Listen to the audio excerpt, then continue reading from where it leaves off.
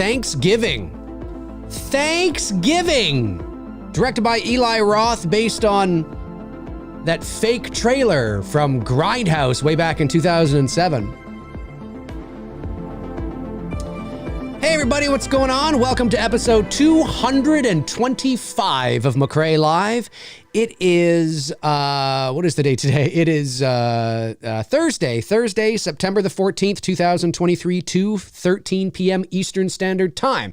I hope you are all doing well wherever you are around the world. And I thought I would just jump on and I thought we could watch the trailer together. It's not very long. It's a teaser trailer, not, a full-length one. I'm sure we'll get the full-length one soon.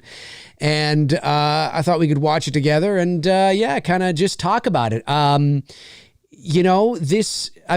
knows? Obviously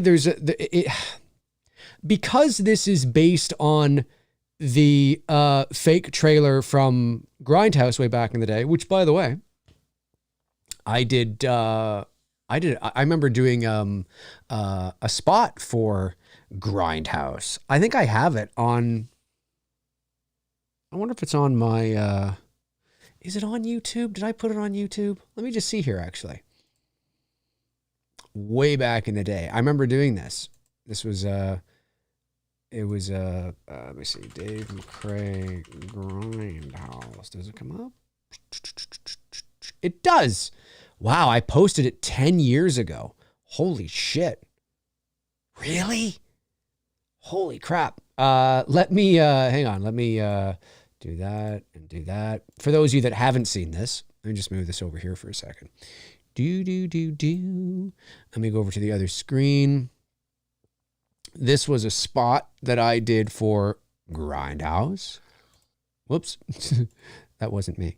This was a spot I did for Grindhouse. Oh, no, you guys didn't hear that. This was in conjunction with a promotion with HMV, I think. I remember doing this spot. This was, the movie came out in 2007, so this would have been 2007. And I remember... just bringing back a lot of memories. Long time. I've been at this game for a long time. Let me go over to the other screen. So this was the spot I did for, there we go, for Grindhouse. All right, here you go. Tarantino and Rodriguez are back. And this time they're back-to-back with Grindhouse. 2 explosive features for the price of one. And don't miss your chance to build your own Grindhouse with Alliance Atlantis and HMV. You can win your favorite Tarantino-Rodriguez movies along with the Death Proof soundtrack and an HMV gift card. Just drop by any participating HMV or visit AllianceAtlantisFilms.com. Catch Grindhouse in theaters April 6th. So there you go. There you go, folks. There you go. Tis me. I remember that. And I remember seeing the movie, although I haven't seen it in a very, very long time. Of course, there's Planet Terror. Anyways. And I had totally forgotten about this fake trailer to Thanksgiving. Totally forgotten about it. When people had mentioned it, I was like, what? I was like, I don't recall, what, So, so I was like, geez, I gotta check this out. So I YouTubed the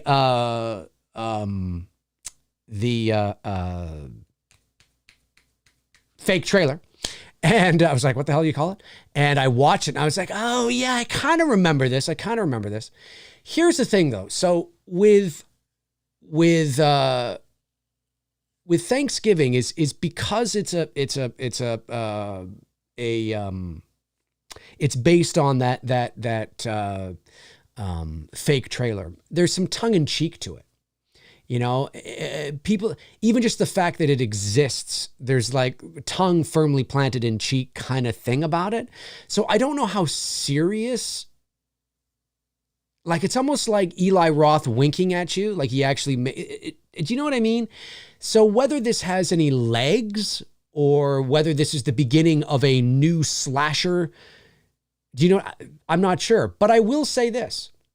I will say this, and I've said this on the channel, and what I'm about to say is generally true. The slasher subgenre has been really delegated to just, it's a B movie subgenre at the end of the day. And unless you are Michael Myers, Freddy Krueger, Jason Voorhees, Candyman, Chucky, like, you know what I mean? Like proven IPs that made millions of dollars 40 years ago, 35 years ago. You don't usually see new slasher movies with new villains, new original IPs, in today's day and age getting major theatrical releases. Now you could say, what about Terrifier? Yeah, but Terrifier is more of, in my opinion, is more of a splatter film, exploitative, maybe something you would see at a Grindhouse. You know, it's more of that, and it you know, got a small release, then it got picked up more. I wouldn't necessarily include Terrifier in there. But you don't really see that anymore. But here we have Thanksgiving. And it's kind of based on, you know, what we see in the, I mean, it's another holiday horror movie. Like there's a shtick, there's a gimmick around it, right? And that is true. But nonetheless, here we have a wide release slasher subgenre horror movie that is being released in 2023 that's not Halloween, Freddy, Jason, Chucky, Candyman, Leatherface, Ghostface. You know what I'm saying? It's none of them. It is original for all intents and purposes. It is. So I hope you all go out and support it. I hope you all go out and see it. Doesn't mean the movie's going to be good, but I hope we all go out and do, like, I will. I hope we all go out and see it and support it, because this could be the beginning of, who knows? Like I said, we have to get past the threshold of the tongue firmly planted in cheek. If the movie is actually really good and it's not winking at the fact that it is a movie based on a fake trailer from a movie 15 years ago, and it just plays it like Shakespeare, which just means just plays it straight. I mean, just plays it straight as if there was never a fake trailer 15 years ago. There was never anything like that. It's just full on right there. Boom, boom, boom, boom, boom. It's just, it takes itself seriously. Now, that doesn't mean that there may not be, you know, a few little, I don't know, lighter things in the film. I'm not sure. But if you didn't know that the whole reason for this movie existing is because it was based on a fake trailer from 15 years ago, then you would never know. And that's how I hope they play the film, is that if I didn't know, and trust me, there are lots of people out there that do not know, that they would go in and at no point in time are they like, oh, you know what I mean? It's not Scream.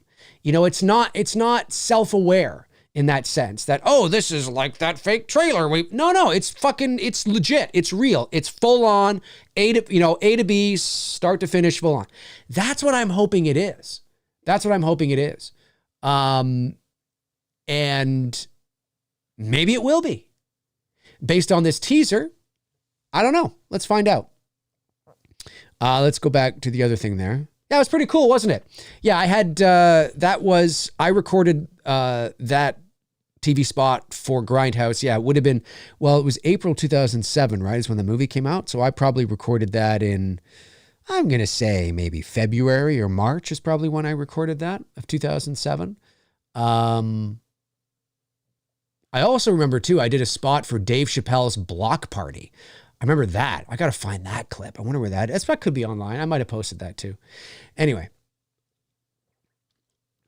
that was in and around the same time, I think. Anyway, yeah, so let's go over to the other screen and watch this teaser trailer together. All right, here we go. Don't ding me, Sony. I'm doing you a favor. Do. Thanksgiving is a time for appreciation. It's a time to remember our many blessings. By the way, for those of you that don't know. Whoop. Oh, no. I hate when that happens. That is Port Perry, Ontario. Unless this is B-roll from Plymouth, Massachusetts. which it could be second unit stuff. That actually could be Plymouth. But I have it could be, actually. It could be.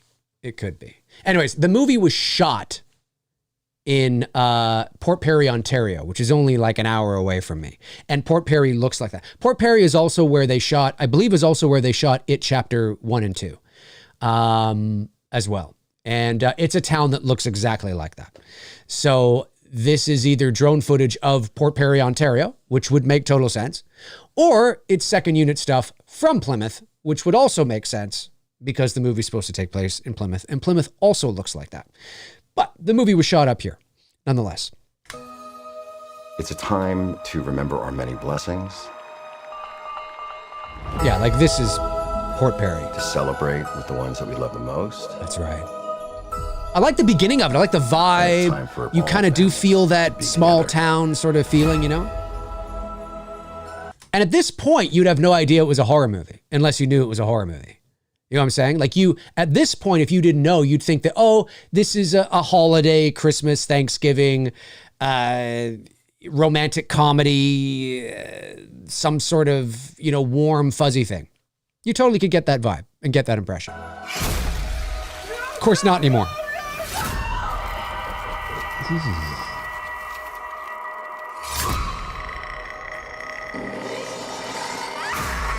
I do like the 80s kind of feel to it. Thanksgiving.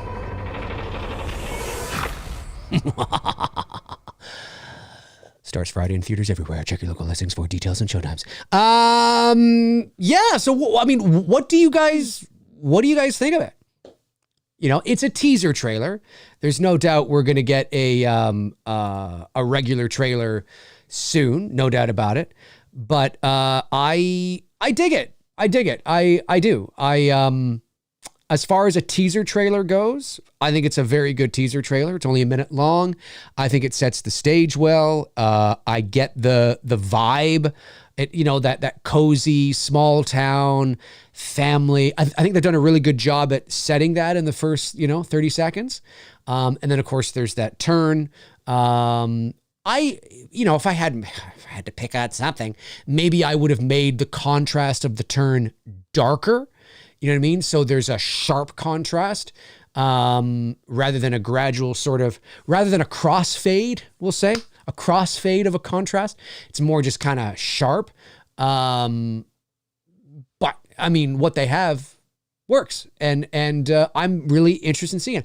What I'm curious about, as I was saying before we watched the teaser, and I know I'm like a week late on this, but I'm curious to see whether or not they I'm curious to see whether or not they play it straight to give it an opportunity of franchise potential. Now, I'm not saying that this movie is going to be great. It could be dog shit. I don't know. But I'm speaking this way for all of you out there who have asked me this countless times over the years. It's been on topics on other shows. Are we ever going to get another slasher villain like Freddy, Michael, and Jason? And I've always said probably not, because we're not in that. It's of its time. The slasher subgenre in and of itself is not. Has been it's now that B. It was always kind of B movie, but it's now, you know what I mean? New slasher movies with new villains and new IPs are not getting major theatrical releases. So it's one of those things where, generally speaking, we don't see that anymore, right? In the 80s, think about it, right? All the Elm Street movies, all the Friday the 13th movies, all the Leatherfaces, Candymans, Chucky. Of course, that's, Candyman's the 90s, but I just mean like the 80s, right? Those guys, Freddy, Michael, and Jason, all got wide theatrical releases. If if it was today and there was something called Friday the 13th that came along. There was no such thing as a Friday the 13th, right? And in 2023, somebody made a horror slasher movie called Friday the 13th. Ooh, you know, and you think it would get like a wide release in 3,000 theaters? No way. No way it would. It would wind up on Netflix buried in their shitty section, or it would, you know, like whatever it is, right? Like we're not in that era anymore. Horror is always evolving and it's cyclical, and what's hot goes cold and then, you know, becomes hot again. That is one of the genres that even when you think it's dead, it suddenly reinvents itself. And that is true. And it's been like that for decades. But it's nice to see, you know, for those of you that have been wondering and you don't really think of, like even the Hatchet movies, right? They're not major wide theatrical releases, right? You know what I mean? So it's been a long time. This is a new IP. It's a slasher, right? I mean, looks like a slasher to me, you know? So could this be the beginning of something? It may not feel like it because it's based on that fake trailer. And it may not feel like it because maybe it's kind of like, it's another holiday horror movie. You know what I mean? And you could be right. Maybe, you know, you watch the movie and you're like, yeah, it was all right, but that's about it. You know, who knows? But I'm just saying that this is the best we have right now. I know there's Terrifier. I'm not knocking the Terrifier fans out there. I'm just saying Terrifier to me is more of a splatter movie. And I know that part 3 is going to get a wide release, and that's great. And that's because it's because it's got a shtick around it too, right? There's a gimmick around Terrifier, and I'm not knocking it. I'm just saying the gimmick, the shtick is see how much you can withstand without barfing. You know, I mean, that's really what it is. Terrifier's shtick is how bloody, how gory, how grotesque, how gratuitous can we possibly get without getting maybe, you know, an NC-17 or, you know, an X rating or something like that. I mean, that's really... Not that they don't want to tell a story either. I'm just saying that's part of the allure. That's part of the attraction to Terrifier and to the whole Terrifier universe is that it is, you know, I mean, if Terrifier had come out in the 70s, it would have been one of those grindhouse exploitative, you know, real raunchy, disgusting, you know, I mean, that's what it would have been, right? And so the reason why Terrifier made so much money, or Terrifier 2, based on its budget, is not necessarily because it's a fantastic film, but because people want to go see it because of the gimmick, the shtick around it. And again, I don't say gimmick or shtick in a negative way. I just mean the hook, right? It's the hook, right? It's why do people go see the Blair Witch Project, right? Well, because in 1999, when marketing movies on the internet was in its relative infancy, there was a large portion of the population that thought that fucking thing was real, that thought they were going to see found footage real, holy shit, and it looked real, felt real, looked real, came across real, right? There was a hook, there was a shtick, there was a gimmick around it. Terrifier's the same way, right? It's so bloody and gory, and now they got to keep topping themselves. So Terrifier 3, what are they going to do? What are they going to do that's going to top, you know, the hacksaw scene in 1 or the bedroom scene in 2? Like all that's the hook. So people are going, they want to, I mean, they want to, as soon as it gets bloody and gross, they're like, yeah, woo,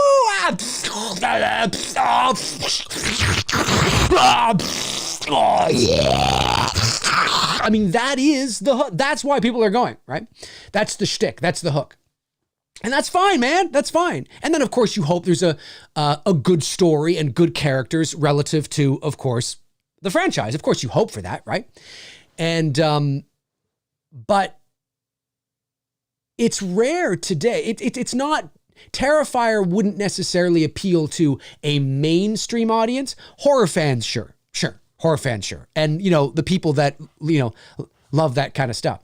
But Thanksgiving is more of your traditional slasher movie, right? More of that mainstream, populace, more of a populace appeal to the mainstream audience, the average moviegoer that wants to see something spooky, you know, around that time. Terrifier is not one of those things that has that broader appeal.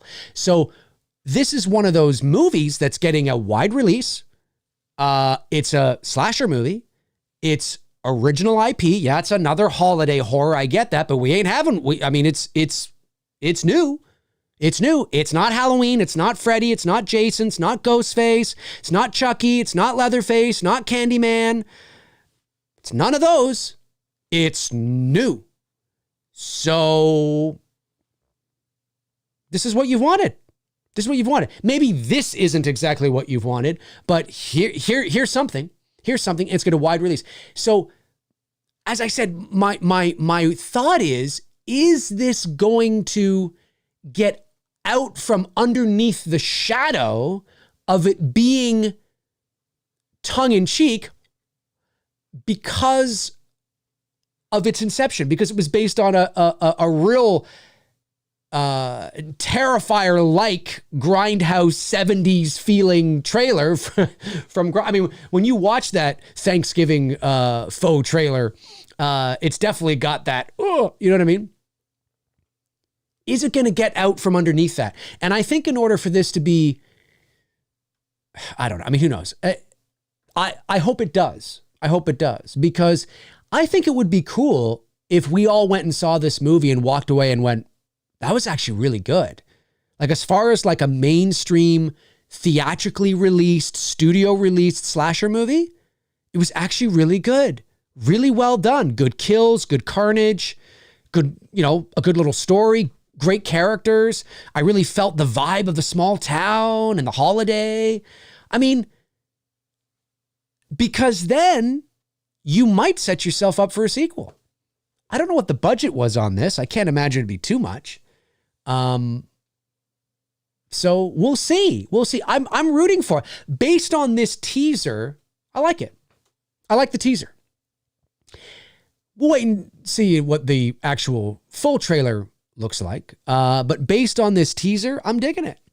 I'm digging it. And I'm rooting for it because, I mean, I'm not someone that falls into the category of I'm in desperate need of a new slasher villain and a new slasher IP and all that. I don't really care at the end of the day, but I know a lot of people are. There's a lot of people that the slasher subgenre is their favorite subgenre, and they've spent the vast majority of their lives, maybe their whole lives, depending on how old you are, you know, trying to find something new beyond Freddy, Jason, Michael, Ghostface, Candyman, and Leatherface, and Chucky, trying to find something new.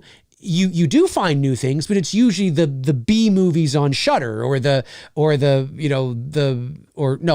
B movies on, like the B, C, and D movies on Shudder or Netflix or Tubi or, you know, wherever, right? They're true low budget, independent, would never ever hope to see the light of day of a theatrical release. And they're, you know, and that's where really you're finding these new kind of slasher movies, and maybe some are really good that, you know, and some are, but in terms of like mainstream, here it is. And is it going to be good? I don't know, but, I'm rooting for it, man. I really am. I just wonder if it's going to get out from under its own shadow. I hope it does. Like, I hope it's not a movie that is, you feel the tongue-in-cheek play that, hey, we know this was based on that faux trailer. No, don't worry about that. Don't worry about that. Just play it like Shakespeare, man. Play it straight. That if I didn't know the idea was conjured up from that, I would never know. It's just a really good, scary, bloody little slasher movie. Great. Sign me up. We'll see, man. We'll see. I don't know. We'll see. But you never know. But so far, I dig it. I'm digging it. All right, let's jump over to the chat room and see what you are all saying about it. What did you think of the trailer? Are you excited about Thanksgiving? Are you looking forward to it? Are you not? Let me know in the comment section below and in the chat room here. By the way, if you want to become a member here on the channel, the link is pinned to the top of the chat. There's 2 tiers, tier number 1 and 2. We've got great shows, Halloween only show, horror movie nights, watch along, members only Q&As, giveaways, polls, all that kind of stuff. Check it out at the top there. Amadusius has become a level number 1 channel member. Thank you, Amadusius. Really appreciate that. Thank you. Welcome back. Appreciate it. Let me see. Amadusi sends in $5. Thank you very much. And says, it's fun to have a slasher film coming out and we don't know the killer yet or their motives. It's refreshing. That's what I'm talking about. Right? So all of you out there that have been pining for this. Now, I understand this might not be what you would have chosen. You might have chosen something else that's not based on a holiday or a different thing or whatever.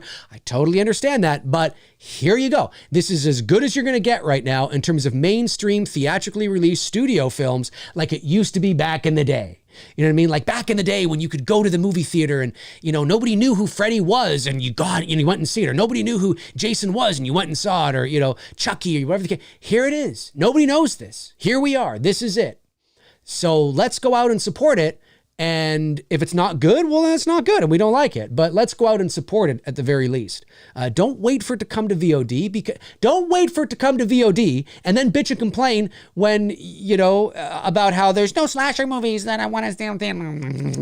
Hey, go out and support it, man. Go out and support, unless you really don't care. Well, that's okay. But if you're one of those people that would love to see, a slasher movie in the movie theater again that isn't those proven guys, something new, here it is. Here's something new. And Eli Roth is a horror director, so you know that it should have some good horror and carnage in there. Horror, excuse me. Well, you never know. There might be a whore in there. I don't know. But it should have some good carnage in there. Josh McKenna sends in $9.99. Thank you, Josh. Says, did you ever watch That 70s Show? I'm sure you heard about Danny Masterson. I have. I watched a few episodes, but never got into it. Not because of Masterson. It just wasn't for me in general. Yeah, I'm the same. That 70s Show I never was really into. It came out, it first sprung onto the scene in 98, I think it was. I was 19. Obviously I was born in the late 70s. I was born in 1979, but certainly it's not an era that I can relate to directly. I can relate to it indirectly because I have older siblings that were, who grew up through that time. But I was an 80s kid and then a 90s teenager. So, no, I didn't watch it. I mean, I've watched a few episodes, but I was never really into it or anything like that. And Danny Masterson, yeah, what is there to say that hasn't already been said? I mean, obviously a scuzz-sucking piece of crap, right? And he got what he deserved. You can't do that. Keep your fucking hands and your mouth to yourself. Keep my wife's name out your fucking... No, but it's true. Like, I don't understand this shit, man. I really don't. Like, like the ego and the sense of it's unbelievable to me, what men think they can get away with. And listen, it's not that women don't have, I'm just saying, generally speaking, this is usually men at the source of the problem. That's why I say that. It's not that there haven't been women that haven't abused men. There have. But generally speaking, it's usually men. And it's just always floors me, and I think, dude, what the fuck, man? It's just, it's fucking crazy. I wonder if because he's married, isn't he? I wonder if his wife, listen, unless his wife just totally buys into the fact that he's a complete innocent and he's not a rapist. Okay. But I would suspect that they're probably going to call it a divorce. I don't know. Thank you, Josh. Appreciate that, by the way. Let me see here. Lee the Machine Bauer says, hey Dave, the trailer looks good. Something new, but it looks enjoyable. By the way, for the next watch along, we should do John Carpenter's Christine. It's the 40th anniversary coming up. Yeah, maybe. I'm not sure yet. I have a few on my list that I want to do. So I'm not sure if I'll do that one, but that's not a bad one. That's not a bad one. Yep, for sure. And yeah, no, I agree. I think the movie looks, at least from that teaser, looks all right.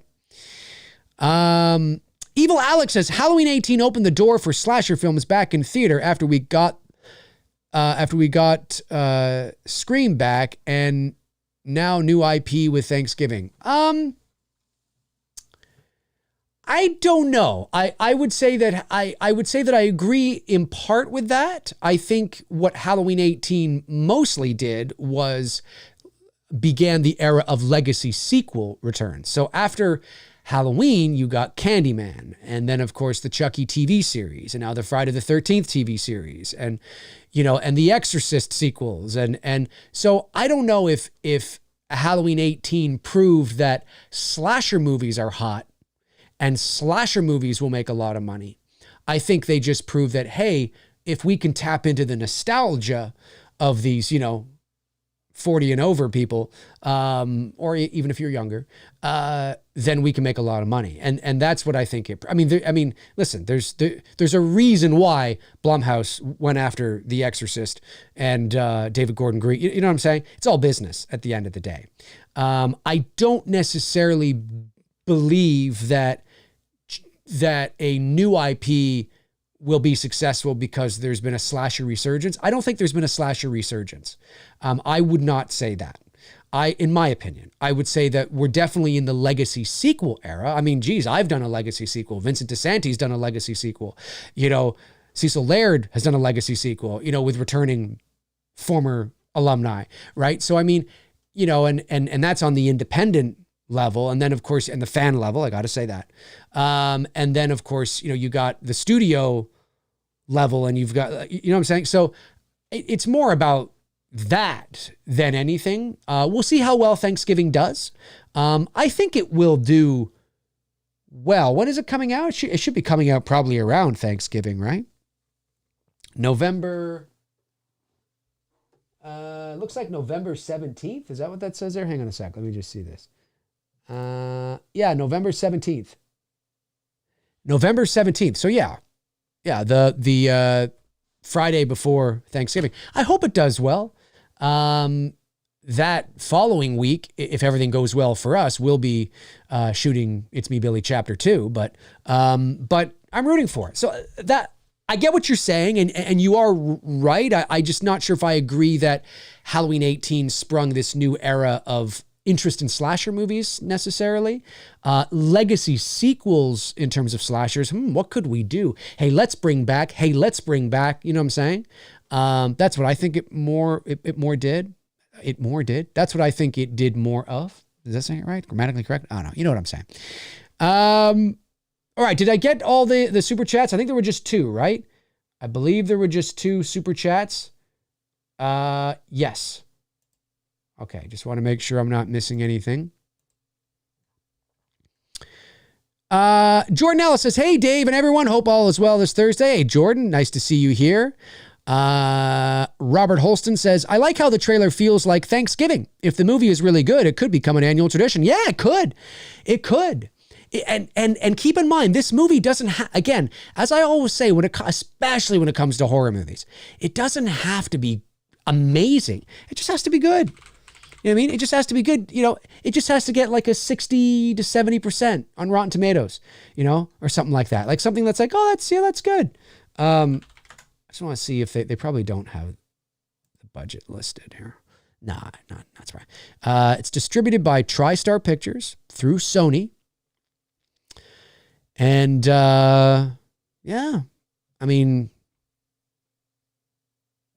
the premise is a mysterious killer known only as John Carver, comes to Plymouth, Massachusetts with the intention of creating a Thanksgiving carving board out of the town's inhabitants. So, John Carver. Now, think about that. Could we be on the cusp of a new slasher icon? You know what I'm saying? Do you know what I'm saying? And it's interesting because when I am this nuanced, right? It's 2023. And one of the questions I will sometimes get asked is, do you think we will ever have another horror icon, slasher icon like Freddy, Jason, Michael? And I usually answer with probably not, at least not in the same way.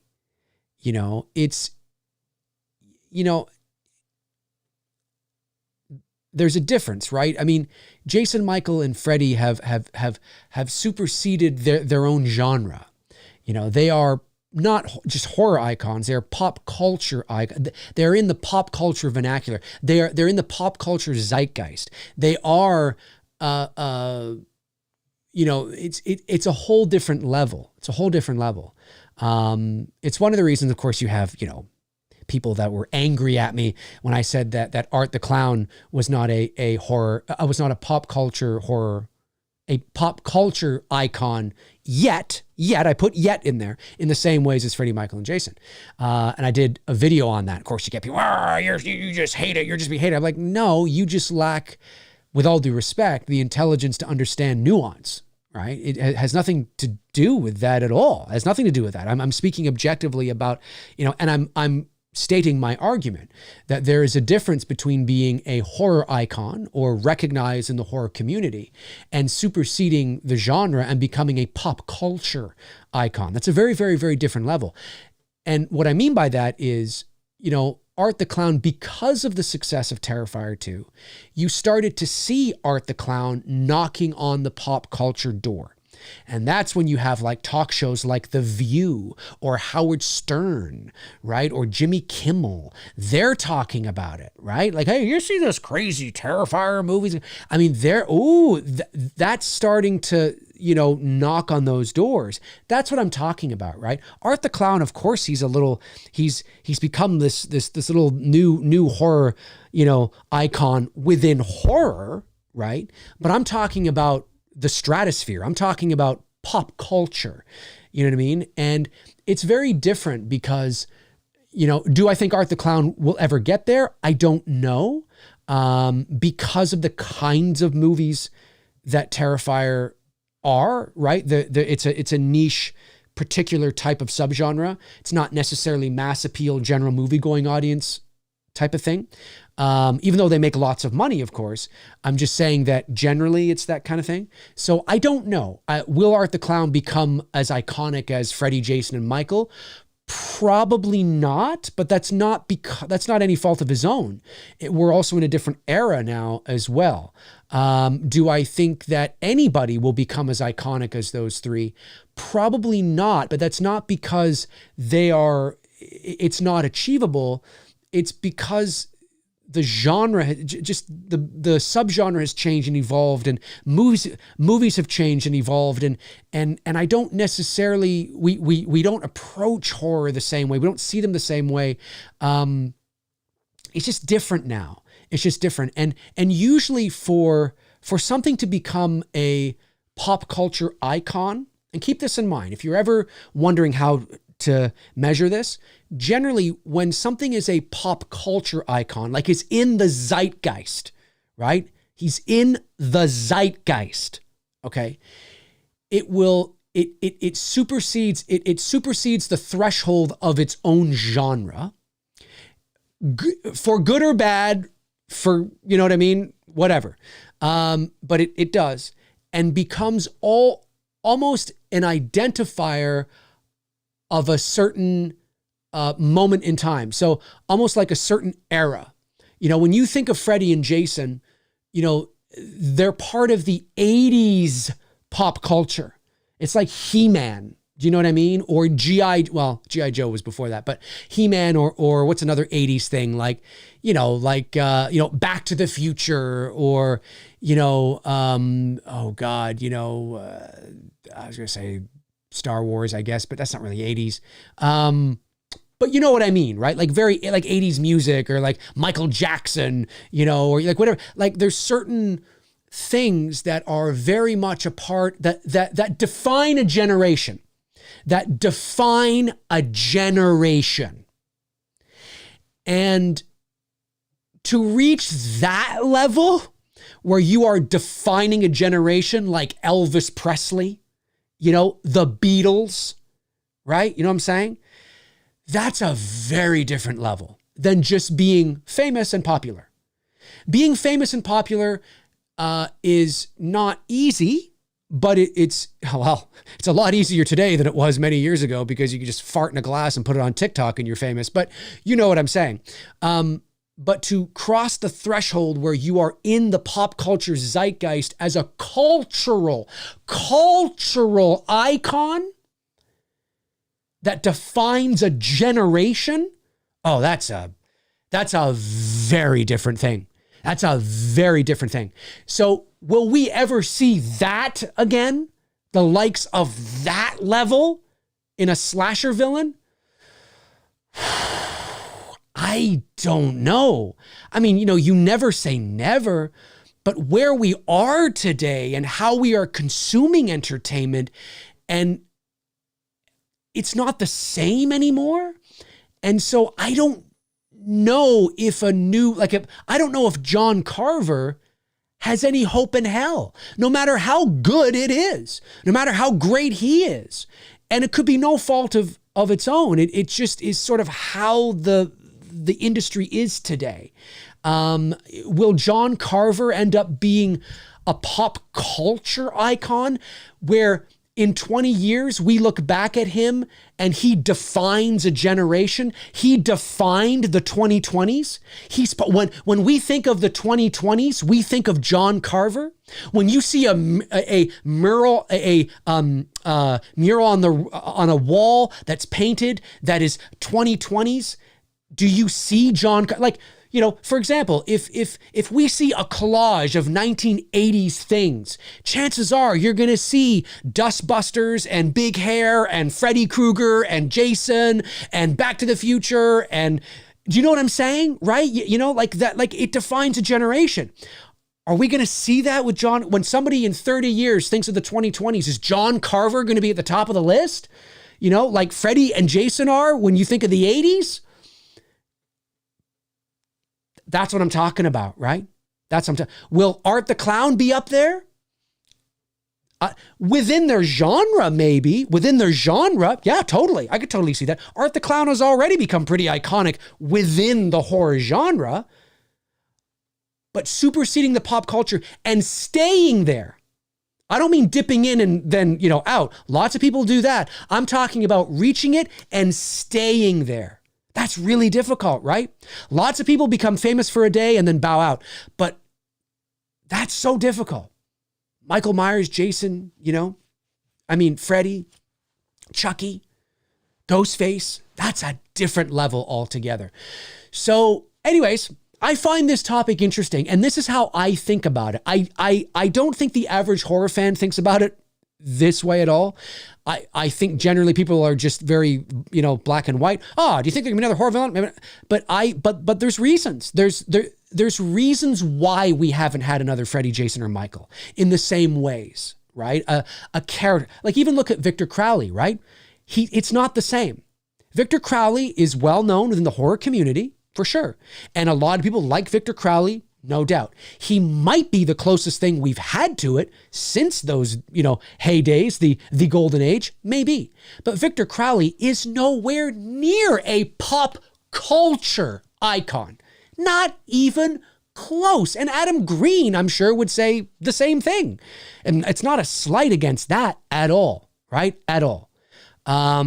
It's like Billy from Black Christmas. Billy from Black Christmas isn't a pop culture icon that defined a generation. Not even close. Now, there's reasons for that, but not even close. Not even close, right? So he's a horror icon, for sure. So there's different levels to these things, right? And that question comes up a lot, and that's how I answer it.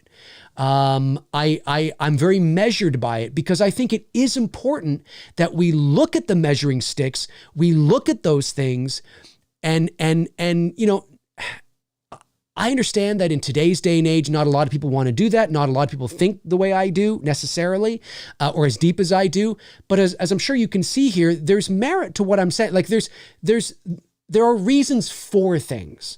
And I think some of the things that I've illustrated here today, or not illustrated, but spoke about here today, I think is part of the reason why we are unlikely to see a horror icon in the same way, on the same level. You know what I mean? Because again, the question becomes, in 25 years from now, will people be looking back at Thanksgiving and John Carver as one of the pinnacles that defined the 2020s? Maybe. I mean, it's possible, but it's unlikely because of the scope of entertainment now, where we are in the genre now, where we are in the subgenre of slasher now, how we consume our entertainment. It's unlikely. It's unlikely, but I'm rooting for it, man. I'm rooting for it. I want the movie to be good. All right. No other super chats came in. Just want to make sure I'm not missing anything. Josh McKenna was the last one. All right. Good. Let's see here. Davey Deathray says, just recently watched the first A Nightmare on Elm Street, and man, it came off as so clumsy. It's great to see that Wes really grew as a director from there. No offense to Freddy, but Wes got way better with Scream. Yeah, I'm a huge fan of that original film, and obviously it is dated, but I still think it holds up as a really eerie, creepy film. I think I'm partial. I like Freddy over Ghostface. I think Elm Street. But again, you know, they're two different films, right? I mean, Elm Street plays it like Shakespeare, and again, folks, when I say that, I just mean play it straight. Whereas Scream is more that self-aware, self-deprecating kind of, again, not a spoof necessarily, but definitely self-aware and sort of a deconstruction of the horror genre. So it's a bit of a different vibe when it comes to that. It's difficult to compare the two. But yeah, but it's also, you know, there's 12 years in between, and filmmaking and effects changed a lot between 1984 and 1996. So I guess it depends on what you mean by clumsy, I guess.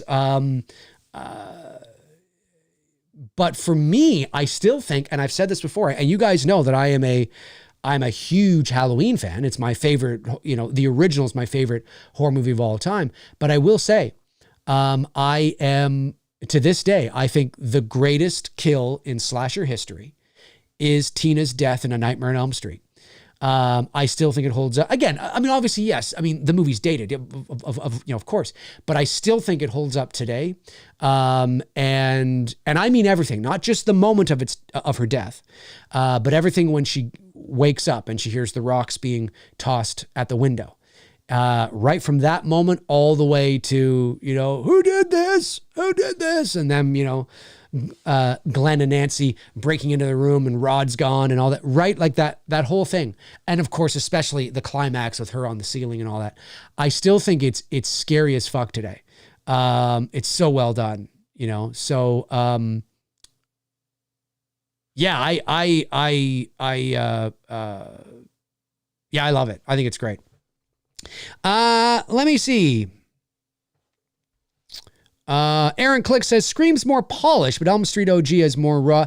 Yeah, it is more. Well, I mean, again, it's 12 years later, right? And Scream is a very different. Scream isn't effects heavy, you know. Now there is practical special effects makeup, of course, but it's not. You know, there are no rotating rooms and you know, long marionette arms, and you know, it's a very sort of just kind of paint by numbers whodunit, really, is what the original Scream is. And then of course you have your, you know, makeup effects artists for, you know, the blood and, you know, a little bit of gashes and things like that. But I mean, I haven't seen the original Scream in a few years, but I don't recall it being an overly gory movie. You know, I mean, there's blood in it, but it's not.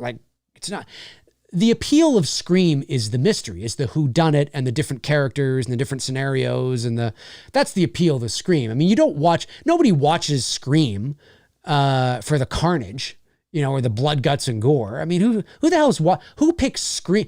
I mean, you know, when somebody's in the mood for blood, carnage, you don't pick Scream and pop that in.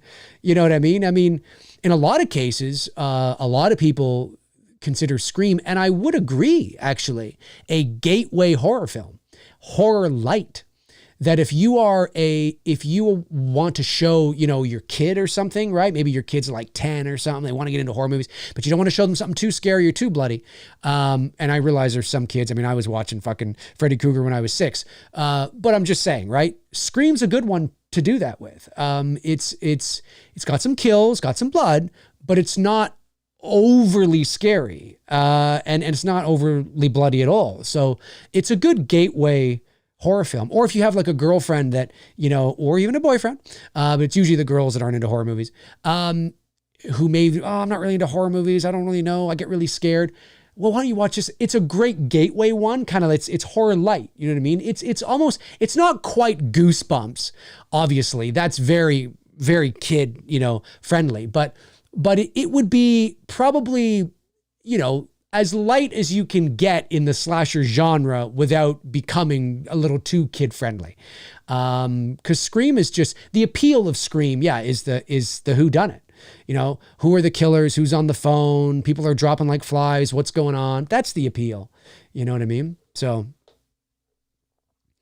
yeah, Jordan Ellis says, you put in Hostel. Don't do that, really. Yeah, well, that's my point, right? You know, if you want blood and carnage, you put in Saw, or you put in Hostel, right? Or you put in Terrifier. You know what I mean? I mean, that's what you do, you know? I feel like some blood, guts, and gore, man. I feel like some death and kills and stuff. You know what? Let's fucking put in Scream. Scream? Yeah, let's put in Scream, man. I'm in the mood for Scream. Okay, but that's not like blood and gore. Oh. It's like, no, that's not how it works. That's not how it works.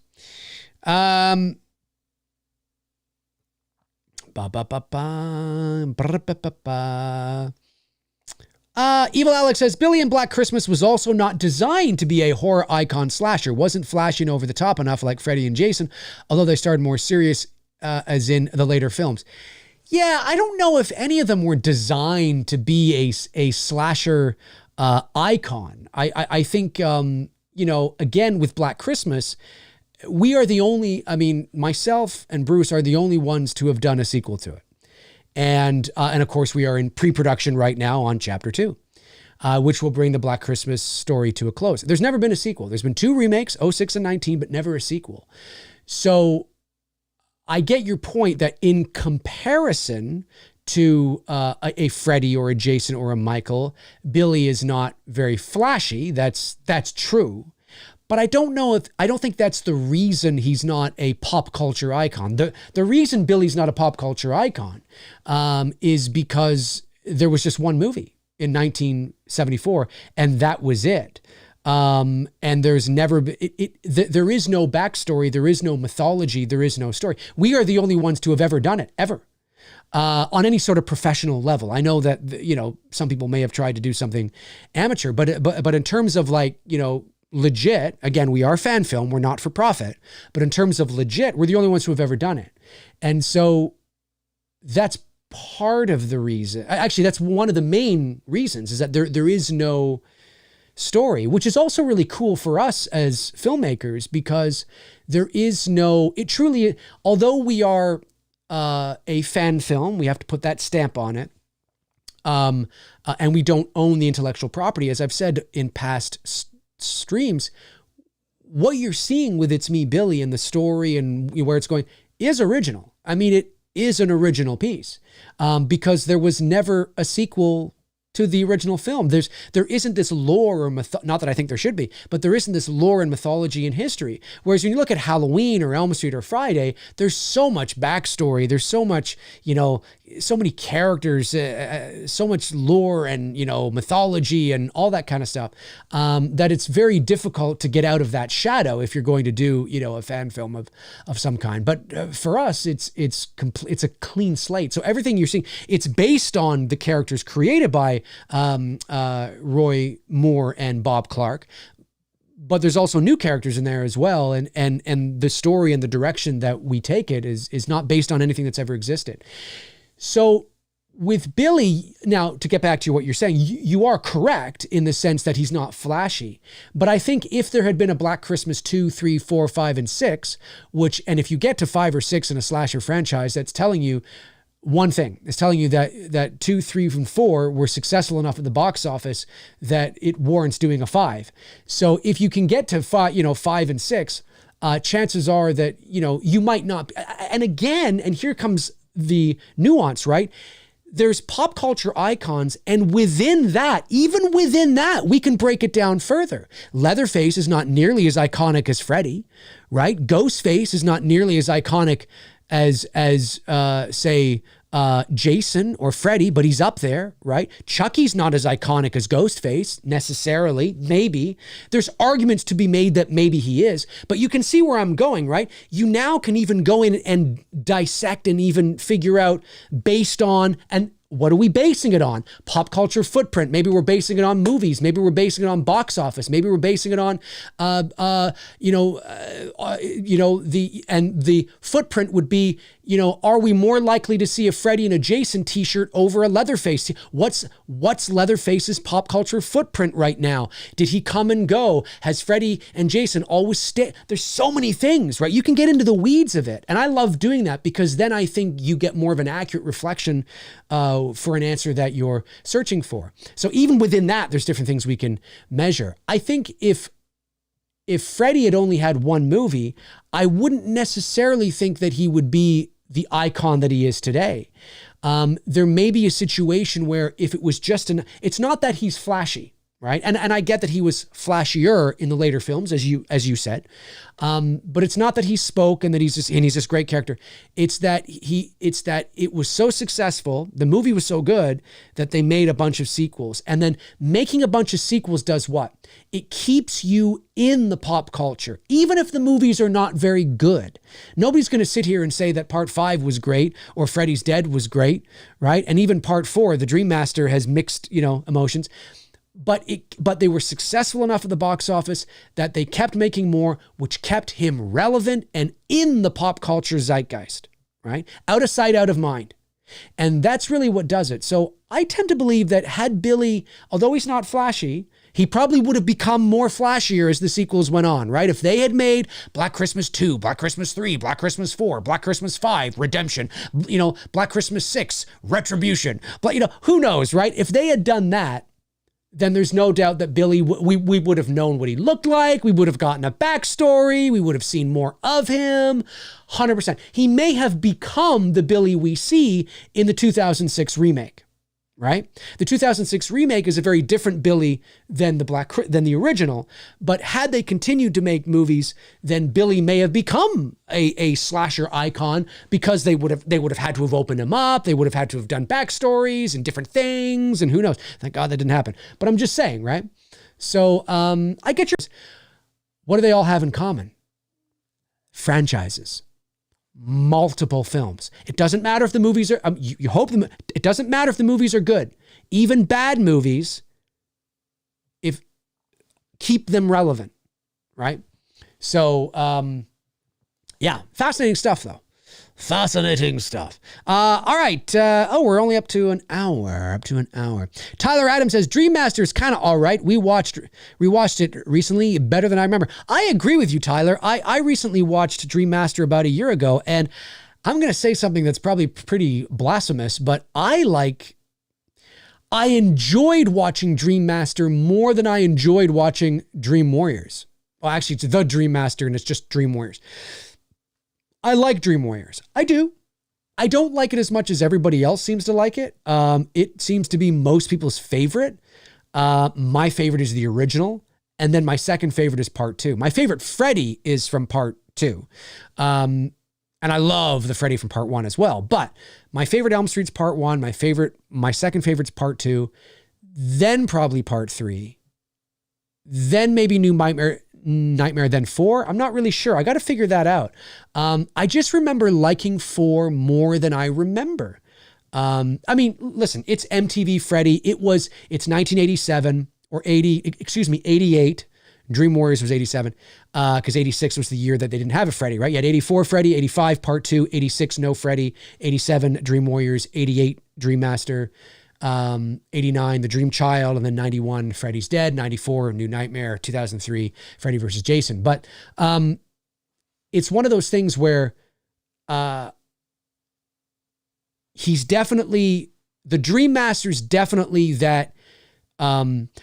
Dream Warriors is that movie where you begin to see that change a little bit. And the Dream Master's sort of like, okay, yeah, now he's MTV Freddy. So, it's not that I like the Freddy necessarily. I just think there's a lot of surrealism in it and the dream sequences, and there's some really good moments with him. And I just remember liking it better than I used to. I was like, oh, this is actually all right, I think it's better than 5, and it's way better than 6. So it's got that going for it.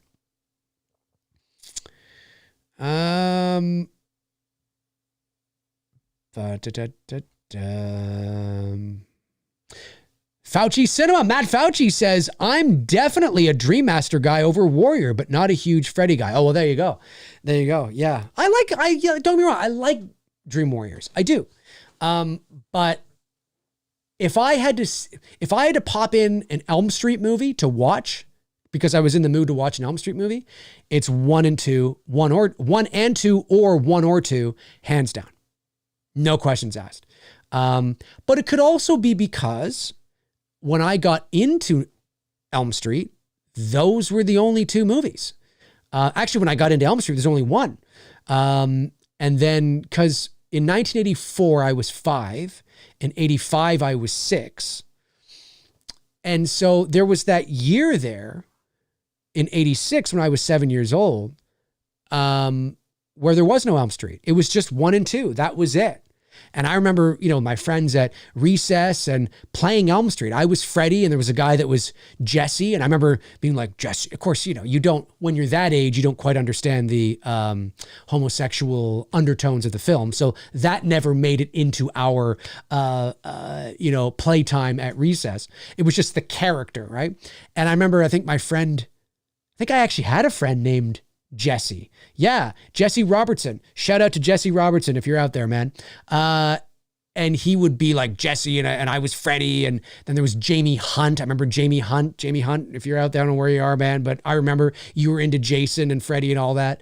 And so when we would play at recess, because we'd be like in, the 3rd or 4th grade, when we'd play at recess, that's all it was just those 2 movies. And that's all we had to draw from, right? Was just those 2 films.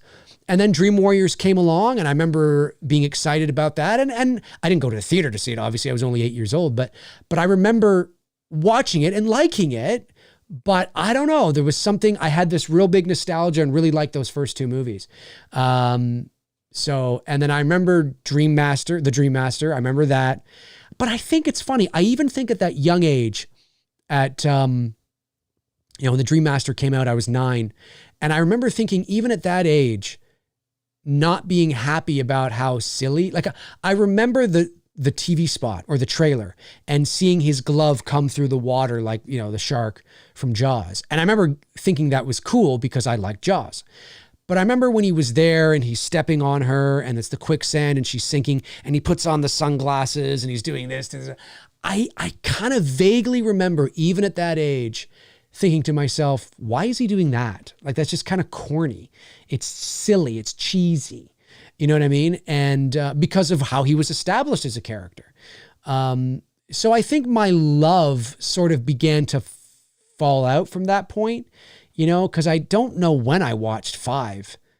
Because 5 would have been 89. I would have been 10. That was a big year, though. That was the year that I'd moved, and I moved to Ottawa, and then there's a lot going on that year in my very young, impressionable life. So I'm not sure when I saw 10. And then Freddy's Dead, I remember renting that when I was like 12 or 13 and just being like, this is shit. You know what I mean? So yeah, it's funny though. It's fun to look back on that stuff. Super chat comes in from Venda's Cinema. Hey, what's going on, buddy? Sends in $4.99. Thanks, buddy. Says, Dave, I'm sick and tired of you not giving Leprechaun his flowers. I'm going to plant some of his stolen gold coins so he can come get you. All right, the Leprechaun, I assume that's something from the Leprechaun films. I've seen the first Leprechaun because that's with Jennifer Aniston, but I haven't seen it in a long time. Vendas follows up with, he's going to get you. He's going to get you. He's going to get you. He's going to get you. He's going to get you. The Leprechaun is coming. All jokes aside, what are your thoughts on Wishmaster? Wishmaster. I don't know if I've seen Wishmaster, dude. I'm going to be totally honest with you. Hang on. Wishmaster. Yeah, 1997. I have not seen Wishmaster, but I am familiar with the movie you're talking about. But I haven't seen it. Holy fuck, they got a whole series. Wishmaster 2, Wishmaster 3, Gates of Hell, Wishmaster The Prophecy Fulfilled. Looks like I got a lot of watching to do. Robert Englund's in the first one. That's really cool.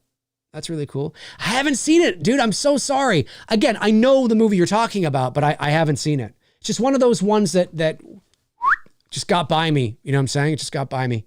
It just got by me. Rosalia says, after 4, Freddy became cheesier.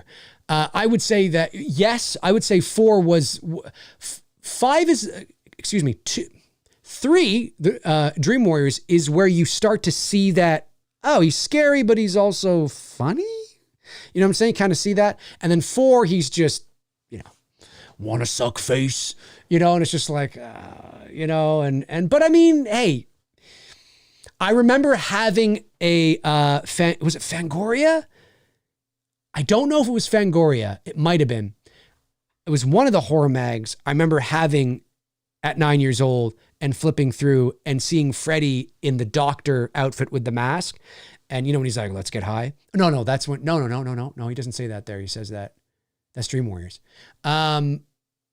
It's when he's got whatever he does, he's got syringe or, anyways, I just remember being in the doctor mask, and that's 4, right? I'm pretty sure that's 4.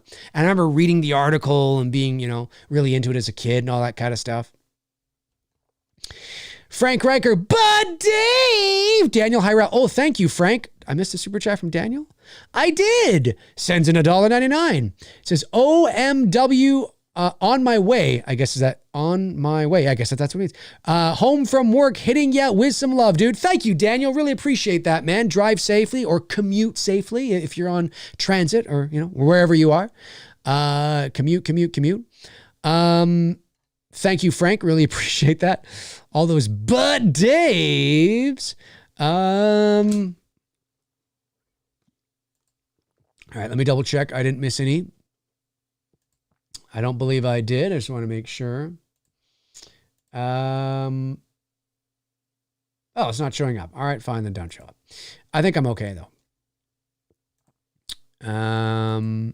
All right, there we are.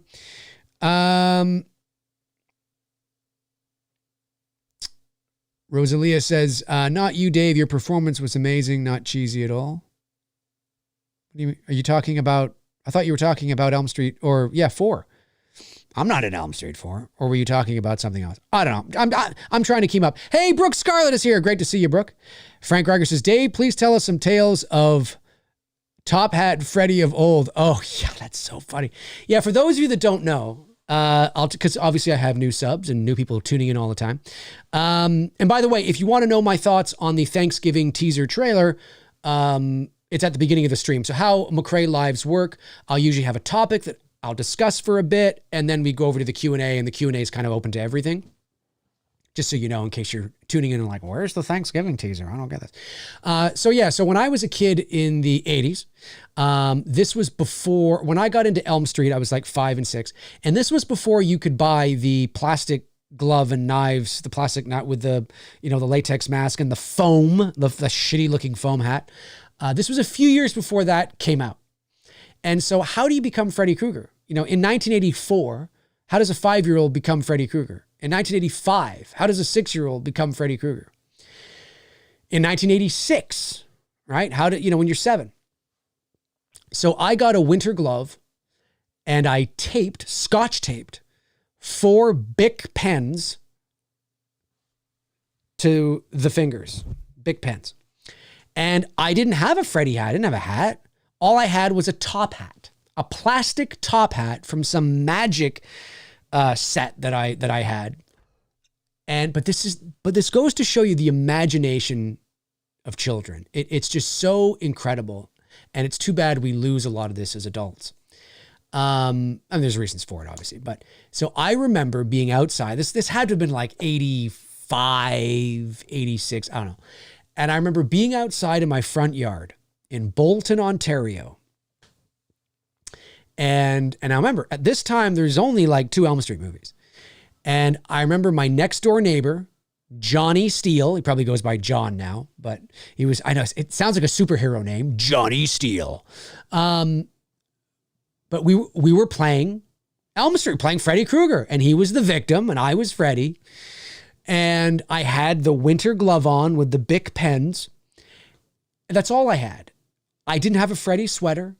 I didn't have anything that looked like a Freddy sweater. I mean, this stuff didn't, you couldn't just go out and order it and buy it off Amazon. So, and I had a plastic top hat on. Plastic top hat. Now from the neighbors would look out their window and see this kid and think, what the hell is going on here? I mean, it's kind of scary in and of itself. Those Bic pens, I mean, they were ready. I mean, I could have injected somebody with ink. I mean, they were lethal weapons.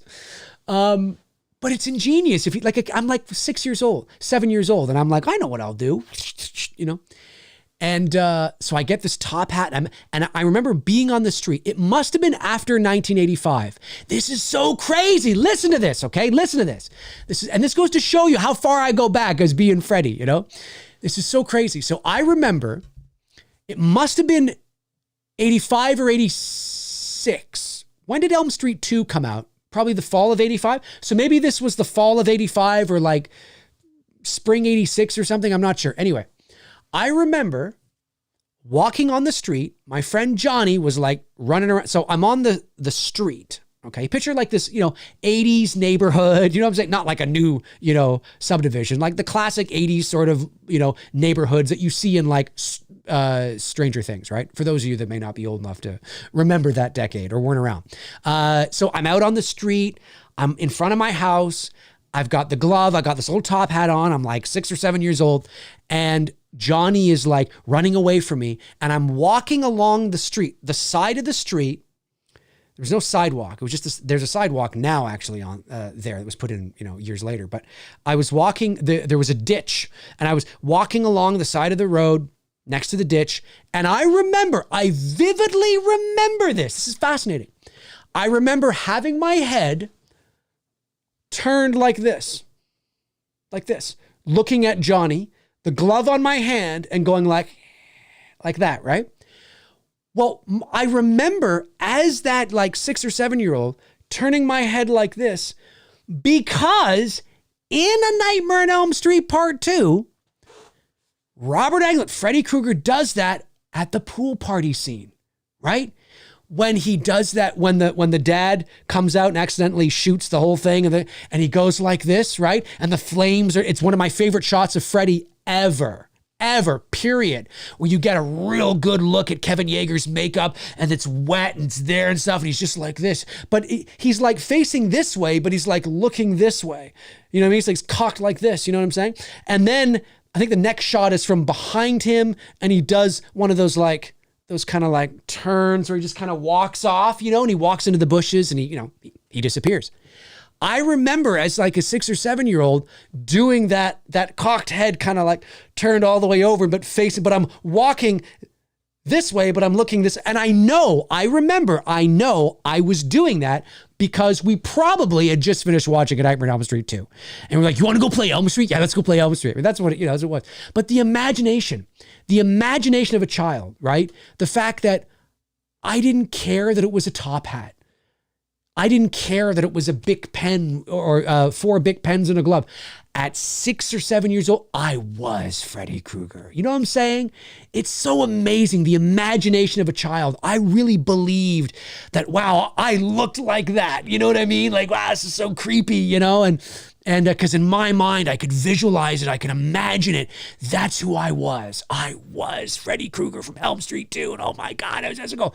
Of course, you look out the window, the neighbors across the street sipping their coffee going, there's that Mcrae kid again. Better talk to the parents, get him some help, because they would just see this kid in a top hat, is running around with it, and, but it's so cool to think back on that, and that's what we did as kids, right? That's what we did when we didn't have anything. We made do with what we had. And in our minds, it was legit. It's funny to think of now in retrospect, of course. But if you're my age or older and you grew up through a certain time where there was no internet and you couldn't just order something at your fingertips or have everything you want at your fingertips, you knew you had to make do. I mean, if you were a kid like me who grew up through the even the 70s or, the 60s, the 70s, the 80s, you knew that you couldn't do, even the 90s to a degree. I mean, the internet was around, but it wasn't like this, at all. I mean, so, but the 80s definitely, I mean, you didn't have this stuff. And it wasn't until like a year or two later, maybe the next year or the year after, when it might've been because of Dream Warriors or because of the Dream Master, when he became this big pop culture icon, that they started to release these. It might have been 87. 80, I'd have to take a look, but I definitely know that. And it also could have been 85 that I was doing this. I definitely know that wasn't available at that time, and really, really cool. Anyways. I digress on this tangent, but yeah, I love telling that, because it's just, I think what. Yes, it is definitely funny, but it goes to show you the imagination of a child. You know what I mean? Like my imagination. I know I'm talking in the third person, but I just mean, but any kid would have done that. You know what I mean? Like any kid, they put on their I don't know, they put on their I don't know, their green t-shirt with, green shorts, and they have this little water gun, and all of a sudden they're Rambo. But in their minds, it's a fucking machine gun, and they look like Rambo, the biceps, in their, like, you as a child, you believe it. When you're playing with your friends, you believe it. You know what I'm saying? And it's so cool. But yeah, that's such a funny story. Or it's a cute time in my life. Super chat comes in from Mike Mullen. Thank you, Mike. Appreciate that. Sends in $10. Sends in 10 Canadian dollars. A fellow Canuck. Says, hey, Dave, do you remember the era of the psychological thrillers from the early 90s? Single White Female, The Hand That Rocks the Cradle, Sleeping with the Enemy, etc. Do you have a favorite? Dude, yes. Great question. Yeah, there was. There was a time in the early 90s when there were those psychological thrillers, and like The Hand That Rocks the Cradle, Single White Female, what's the other one you mentioned? Sleeping with the Enemy, Julia Roberts. That's a great movie. Another one that's great too is Shattered. Shattered is a great one. If you haven't seen Shattered, that's a great one as well. That's with Bob Hoskins and I forget his name. He was like one of those handsome heartthrobs that all the women liked at that time. Anyway, Billinger? No, hang on. Shattered, 1991. I'm thinking of Tom Berenger. Yeah, Tom Berenger, Bob Hoskins. Yeah, that's a good one too. If you haven't seen Shattered, 1991. Yes, I am a fan. I like all the movies you said there. Single White Female, Hand That Rocks the Cradle, Sleeping with the Enemy. I like them all, and I'll add Shattered in there as well, for sure. That's at a time, though, when I found that sometimes those early psychological 90s thrillers, The Silence of the Lambs aside, because Silence of the Lambs, I don't get this feeling with it. But some of the ones that you mentioned, or all the ones you mentioned, and the one I mentioned, sometimes they have like this, there's like this kind of this TV movie vibe to them. I don't know if you got that. And I don't say that in a bad way. I think it's almost like we're seeing the tail end of the 80s feel and production value and seeing the beginning of the 90s feel and production value, if you know what I mean. I kind of get that vibe a little bit when I watch some of those early 90s psychological thrillers. But yeah, dude, no, I do. I like them a lot. And Sleeping with the Enemy, I remember when Sleeping with the Enemy, that was a big thing. Like I remember my parents talking about that. It was one of those ones that everybody had to sit down and watch. You know what I mean? And I own it actually on DVD though. I don't know if they have it on Blu-ray. But yeah, check out Shattered if you haven't. That's another really good one as well. All right, 10 more minutes left in the show, folks. 10 more minutes left in the show, and then we will call it a day. Let me see here. Scrolling.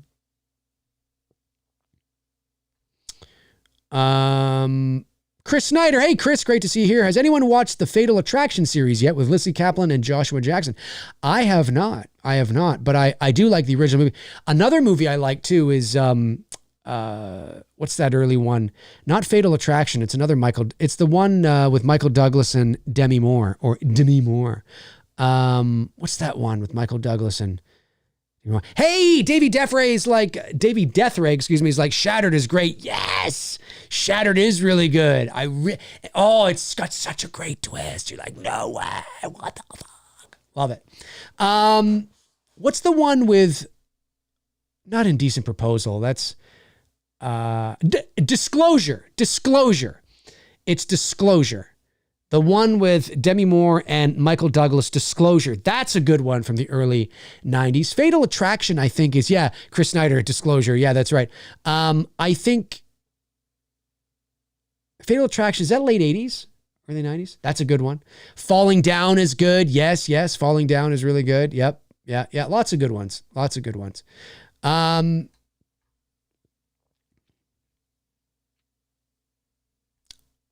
Scroll back here. Let me see. Just want to get some people I haven't got yet. A funny looking clown. Do I amuse you? A funny looking clown says, hey, Dave, what is your thoughts on younger audiences interested in icons like Michael and Chucky? I always see kids dress up as Michael and holding Chucky dolls. Usually they're scared of stuff like that. Well, it's because of their parents, right? I mean, if I don't have any kids, but if I did have kids, they would probably, they would get a good crash course in the horror movies that I grew up with. So I mean, if you see a kid that's, 10 and younger dressed up as or even teenagers, I mean, if you see anybody that is not from that era, that would have no reason to be watching those films. And it could be a sense of anybody who's 20 and younger too. I'm not trying to, sound condescending when I say that to my younger viewers, if there are any. And I know there are some that are a bit younger, but if you're 20 right now, that means you were born in 2003. Well, that means that if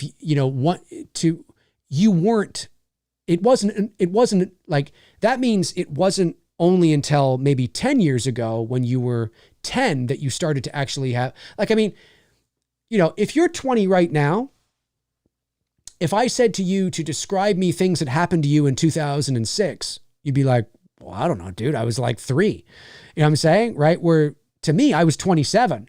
I remember 2006 very well. I can tell you all sorts of things that happened at that time, right? So if you're 20 right now, in theory, you really have no business being into those movies from the 80s. I mean, why would you? They're not marketed to you right now. It's not your generation, right?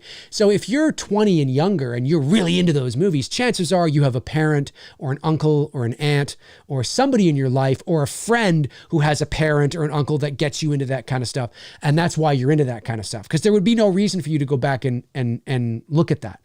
If you see kids that are, 10, 11, 9, 8, dressing up as Michael or Jason or Freddy, it's probably because of their parent. And that doesn't mean that they haven't on their own genuinely found a likeness to those movies or those characters. I'm not saying that.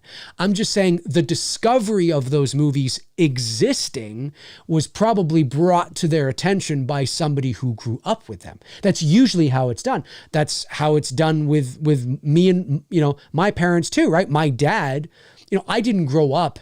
If it wasn't for I love,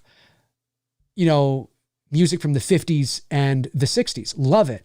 9 times out of 10, when I'm in my car and I'm listening to satellite radio, I'm on the 50s on 5. I'm on the 60s on 6. I'll sometimes be on the 80s on 8, obviously too. I will dance around, but more often than not, I'll just stick to I love that. Well, I was born in 1979. So if it wasn't for my parents, I wouldn't have a natural interest in Elvis and the Beatles and all. Why would I? It's not my era. It's not my generation, right? I wouldn't naturally gravitate towards that. I would have gravitated towards more of the late 80s or the 80s and 90s and all that kind of, which I did too, of course. So I have a real appreciation for the 50s and the 60s because of my parents, because that's their era. So it's the same thing. So, you see a 9-year-old dressed up as Michael Myers trick-or-treating at your door, chances are his dad is a huge Michael Myers fan. So, all right, 4 more minutes left in the show, folks. 4 more minutes left in the show. That's great. Mendel says, I love music that's not my generation. My parents didn't introduce me to them. Hey, like I said, right? There's always an exception to the rule, right? Again, it doesn't mean, when I say that, it doesn't mean that it's a hard, fast rule and but generally speaking, you're going to find more often than not that that is the case. If that didn't happen with you, well, that's fair. It didn't happen with you. That's cool. And then here's my point right underneath it. Evil Alex says, my big brothers got me into Chucky, Freddy, Michael, and Jason. I was a hella young watching those films. And that's my point, right? Chances are that's going to be the case. Chances are. But there's always exception to the rules, of course.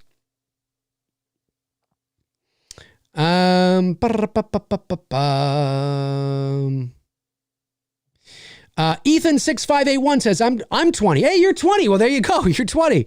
I grew up watching the classics when I was younger. I've always loved the older slashers over more modern franchises. I'm glad I was exposed to these films early on. That's right. And who exposed you to those films?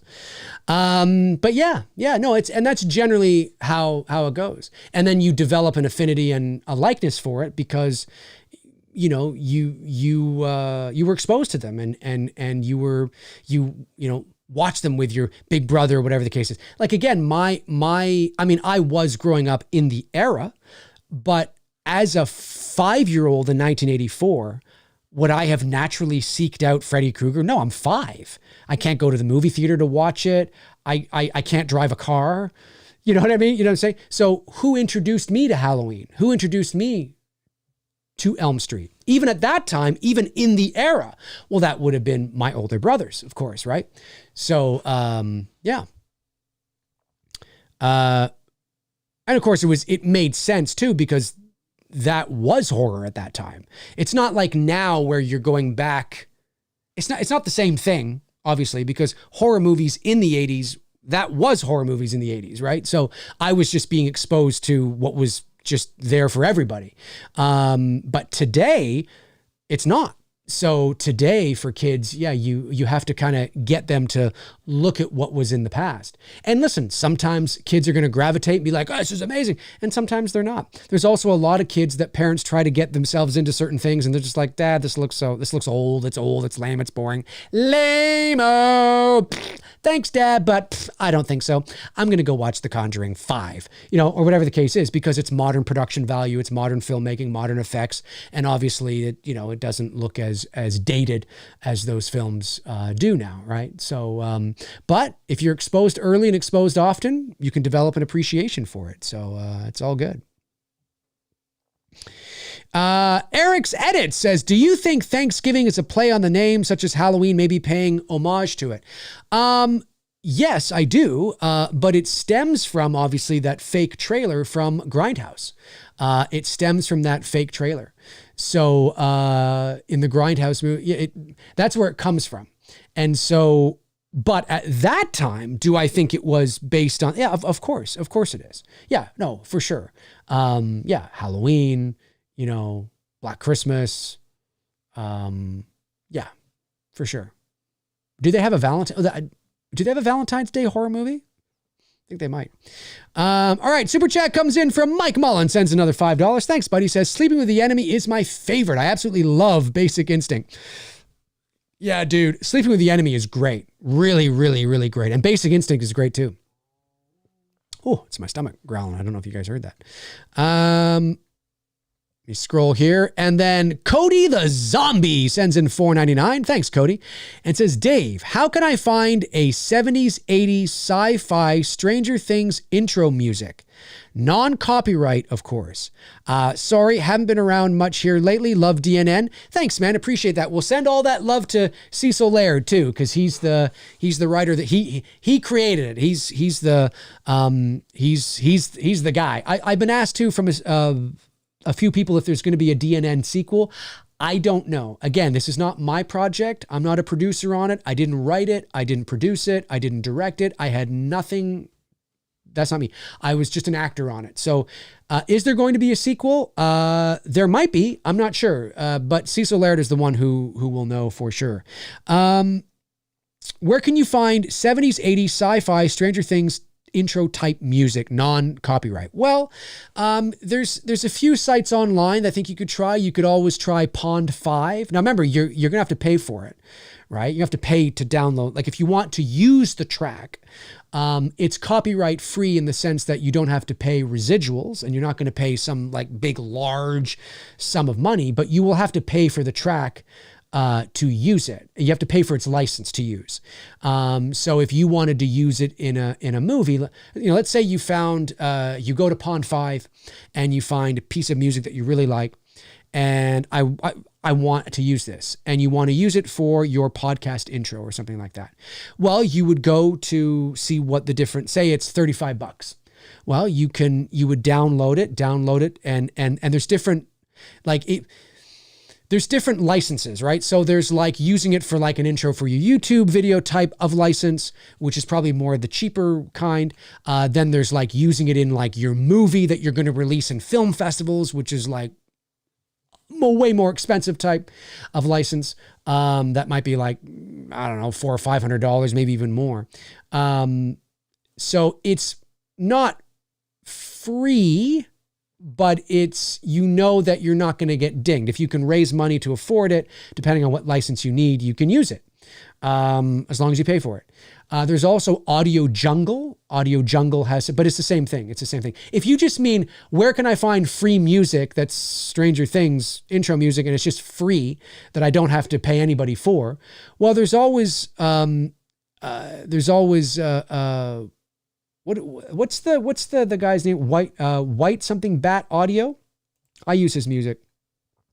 White Bat Audio. Just YouTube White Bat Audio, and he has music that you can use for free without paying him, as long as you give him credit for it.